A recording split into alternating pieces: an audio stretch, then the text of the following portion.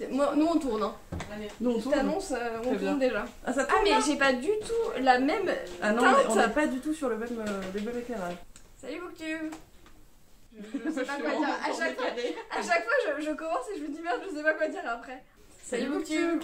Je vous retrouve avec notre cher champignon national. Champénélope. Ouais, pourquoi pas Champlope. Champlope, c'est pas mal. C'est bien. Je vous retrouve donc avec notre cher Champlope pour faire... J'ai entendu ma chaussure grincer sur le sol. Attendez, je lui dis. Super enchaînement. Oui, nous ne sommes pas seuls. Bref, du coup nous sommes à Ouest-Hurlan, à Rennes, et voilà. On sait pas quoi dire pour introduire cette vidéo. Globalement on n'a pas du tout réfléchi à ce qu'on allait dire. Et je veux pas exactement faire la même chose que toi, donc on espère que ça sera bien, mais on dit ça alors qu'on y est déjà depuis une journée et qu'on fait... Ça a l'air très cool. Mais c'était plutôt pour le moment très sympa. Je vais vous montrer quelques photos et vidéos et extraits. La chasse d'eau. J'avais prévenu. Voilà, donc on va vous emmener avec nous avec quelques extraits et tout ça, c'est très très bien d'avoir... Je ferme la porte. Vraiment, c'est un carnage. C'est l'introduction de la loose un petit peu. Mais c'est agréable, le montage sera très drôle. Rien ne va. Oui, quoi dire, Ils s'attendaient pas à ce que ce soit si long, donc c'est assez condensé, on va dire. Bah, et il y a une queue, quoi. C'est la deuxième édition et du coup il y a plein de monde. Et comme il y a pas mal d'auteuristes et de maisons d'édition un peu sympas qu'on voit pas non plus partout, qui sont souvent que en festival, bah... C'est vrai que j'ai découvert des maisons d'édition très intéressantes, alors ce qui ne m'arrive plus depuis un moment, hein, quand même, de découvrir complètement des maisons d'édition. Mais non, il y a donc ouais, très cool. Et l'ambiance est très sympa. Ouais. Donc on vous laisse regarder tout ça. C'est quand même l'Airbnb le plus classe du monde. Pénélope, viens devant l'Airbnb avec ton champignon, mais je peux pas filmer les autres gens. Je filme que les personnes publiques sur YouTube.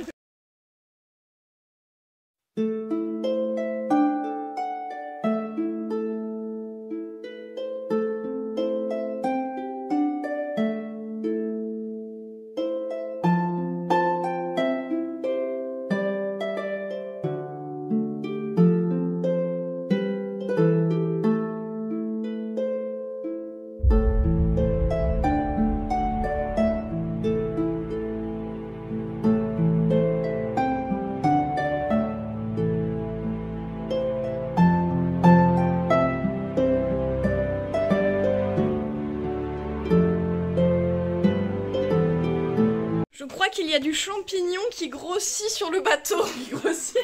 Non mais qui grandit sur le bateau, qui pousse quoi. Nous sommes prêtes, nous sommes fin prêtes.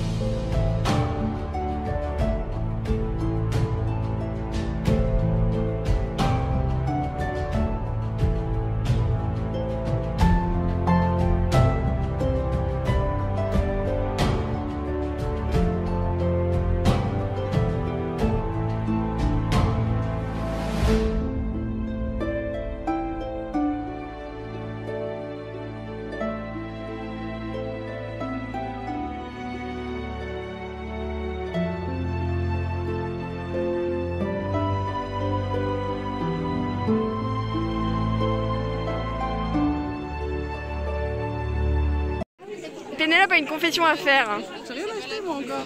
Et moi, et il n'est que midi. Juliette qui a acheté trop de livres. Avec la cape, j'ai l'air ridicule. Le déplacement n'aide pas. Hein. Ah, Pénélope. coucou. C'est le vlog. C'est le vlog.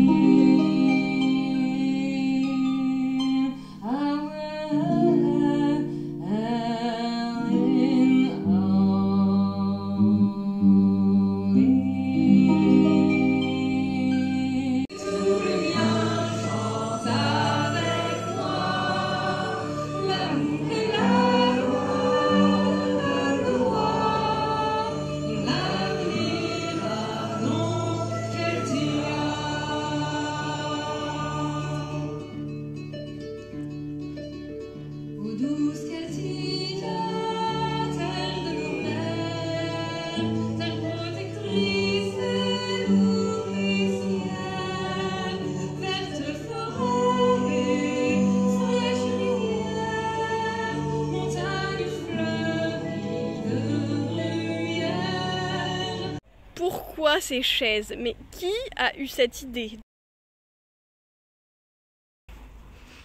Il y a des petites et très grosses chaises.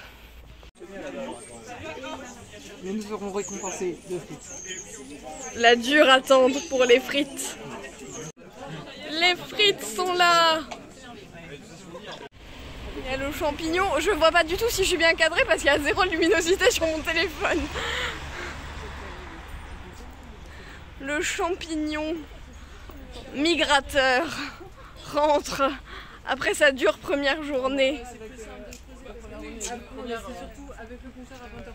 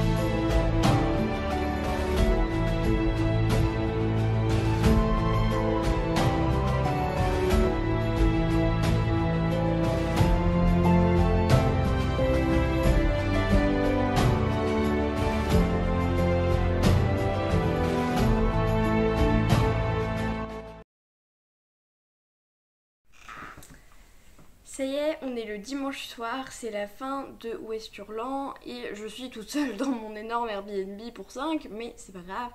Je repars demain matin après avoir stressé tout le week-end pour savoir si mon train allait être maintenu. Mais c'est un direct, donc ça c'est parfait. Je m'excuse pour l'absence de micro que j'ai oublié chez moi. Et vu que je suis trop fatiguée pour lire, je me suis dit que j'allais vous présenter les livres que j'avais achetés puisque certaines personnes qui se reconnaîtront, je pense, m'ont demandé un book haul à cette occasion. Et je me suis dit que pour un vlog, pourquoi pas. Alors, j'ai acheté pas mal de choses, vous l'avez vu dans les trucs, j'ai acheté 1, 2, 3, 4, 5, 6, 7, 8, 11 livres. Bon, c'est pas non plus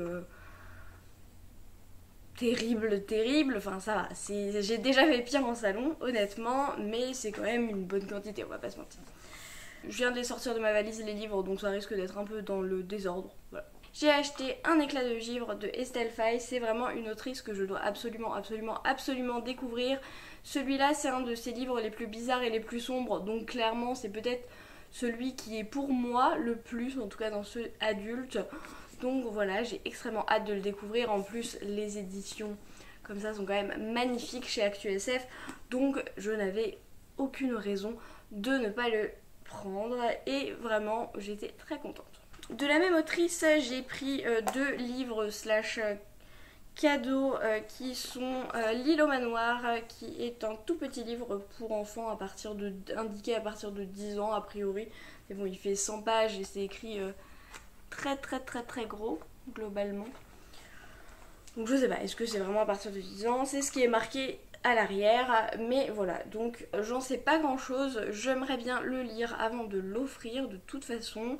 Je pense que, étant donné que je suis allée aussi à un autre salon du livre jeunesse où j'ai pris pas mal de choses, de cadeaux ou de choses très jeunesse pour le coup, plus bébé, maternelle, primaire, j'ai découvert des choses qui étaient quand même très bien, très intéressantes. C'est un rayon où on sait jamais trop quoi acheter, je trouve. Et du coup, je me suis dit pourquoi pas vous faire une vidéo avec ces livres-là, voir ceux qui sont intéressants et des recommandations pour faire des cadeaux à des neveux, nièces ou enfants ou peu importe. Donc voilà, je me tâtais à faire ça, donc pour ça il va falloir que j'en lise quelques-uns. Donc il y a L'île au manoir et toujours de Estelle Faye, j'ai pris Les magies de l'archipel, le premier tome. Donc c'est quelque chose de très magique avec une ambiance un peu pirate qui peut plaire aux enfants. Et a priori c'est très bien, j'ai entendu énormément de bonnes choses sur l'autrice. C'est une autrice que j'apprécie beaucoup en tant que personnalité, en tant que personne publique, même si je n'ai pas lu encore beaucoup de livres d'elle, mais voilà. Toujours en jeunesse, j'ai pris le premier tome de Ultimage qui a été fait par Adrien Thomas et Elisabeth James. Il y a 2 M, donc je ne sais pas trop. Et c'est un livre, encore une fois, c'est jeunesse, c'est fin de la primaire. Et il y a des illustrations dedans, c'est écrit très gros, hein, c'est vraiment écrit très gros. Et voilà, il y a des illustrations pages entières comme ça dedans qui sont très jolies. J'adore la couverture, ça fait très longtemps qu'il m'intrigue. Et pour tout vous dire, je ne l'ai même pas fait dédicacer pour quelqu'un d'autre. Je ne l'ai pas fait dédicacer en fait parce que je ne savais pas si j'allais le garder pour moi ou pas. Donc je me suis dit, tant pis, c'est pas très grave. Parce que de l'auteur, je suis désolée, j'ai dû changer un petit peu mon cadrage, mais donc de l'auteur, de Adrien Thomas, j'ai pris aussi Vaisseau d'Arcane, le premier tome. C'est sa duologie a priori, qui est un petit peu du steampunk, comment il a appelé ça? Bref, du steampunk avec de la magie a priori. Il m'a pitché le livre et ça m'a l'air très intéressant. Après, je sais que j'ai un peu de mal avec le steampunk. Donc à voir ce que ça donne, mais pourquoi pas, c'est très intéressant et c'est quelqu'un d'adorable également. Donc je me suis laissée tenter. Le silence des carillons de Edward Bless, c'est un livre a priori de science-fiction qui a l'air de mettre beaucoup l'emphase sur l'ambition et sur le fait d'être prêt à tout pour assouvir ses ambitions. Et j'ai l'espoir que ce soit un personnage assez gris et assez intéressant à suivre. C'est avant tout pour ça que je l'ai pris. Ensuite, j'ai pris un livre qui à la base ne me tentait pas du tout, mais j'ai une très bonne amie qui me l'a chaudement recommandé.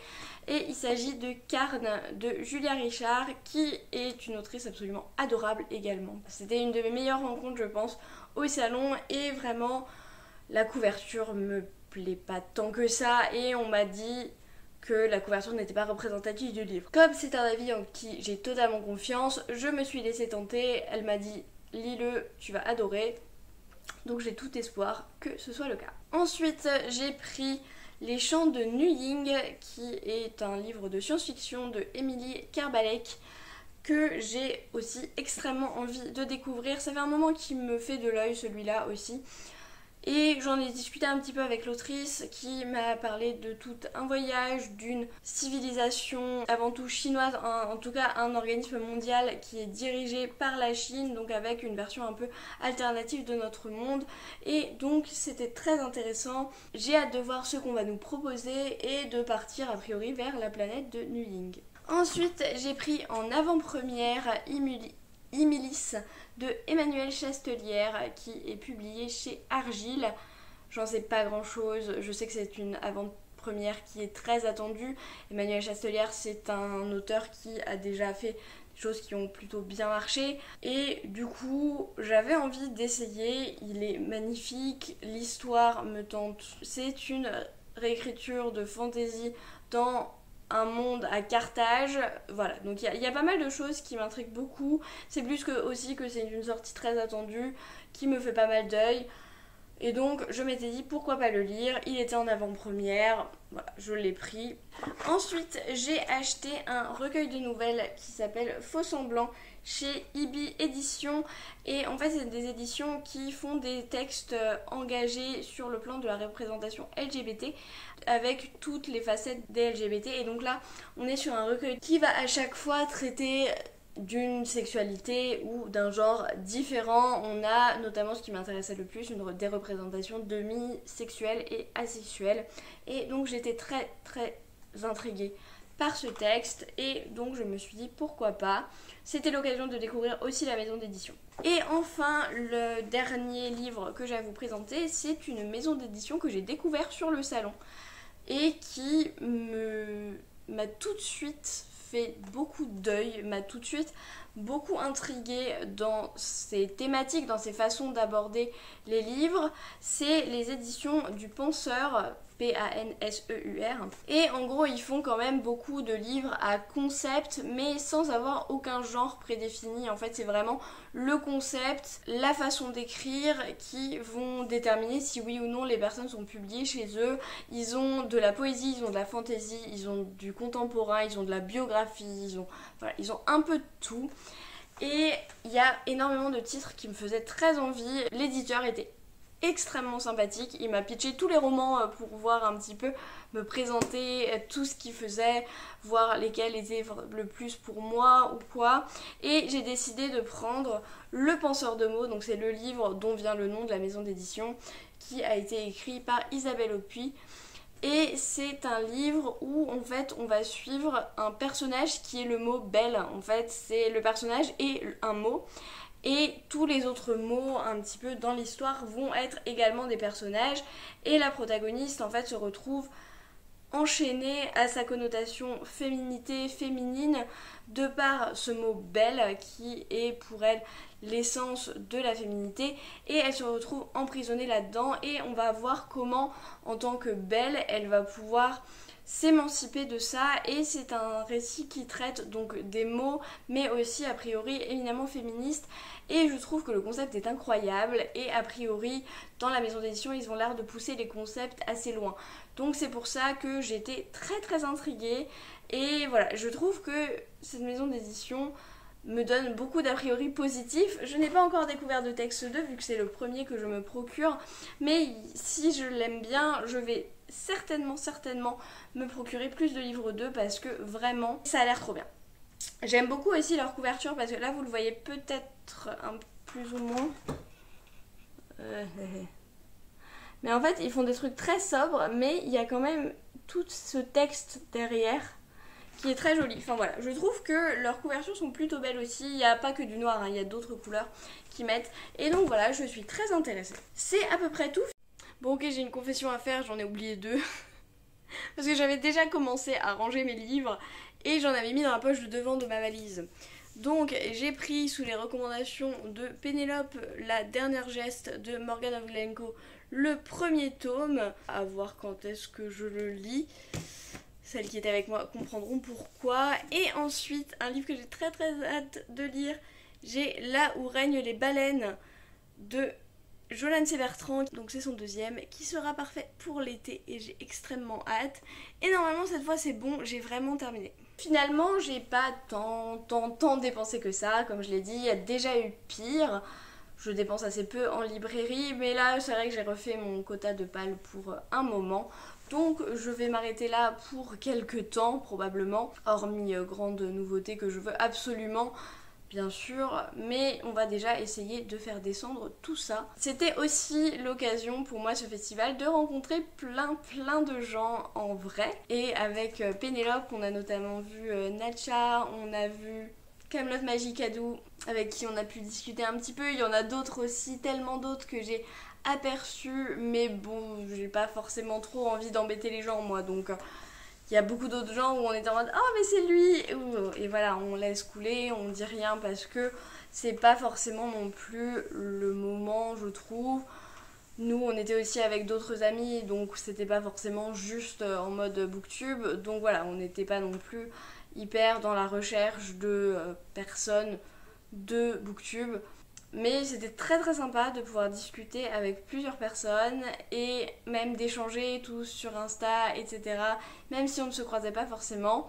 Donc voilà, j'ai trouvé que c'était très très sympa. Très bon festival, je pense qu'on essaiera de revenir tous les ans à la place, comme beaucoup, des Imaginales probablement. Et ils étaient clairement pas prêts à ça, je pense. L'organisation du festival était clairement pas prêt à ça. Mais c'était quand même très bien et je trouve qu'ils se sont plutôt bien débrouillés, même si on voyait qu'ils étaient pas prêts à autant de monde. Mais ça, on peut pas leur reprocher parce que ça fait que 2 ans et qu'au bout de... Après la première année, on pouvait pas savoir ce qui allait se passer. Donc forcément...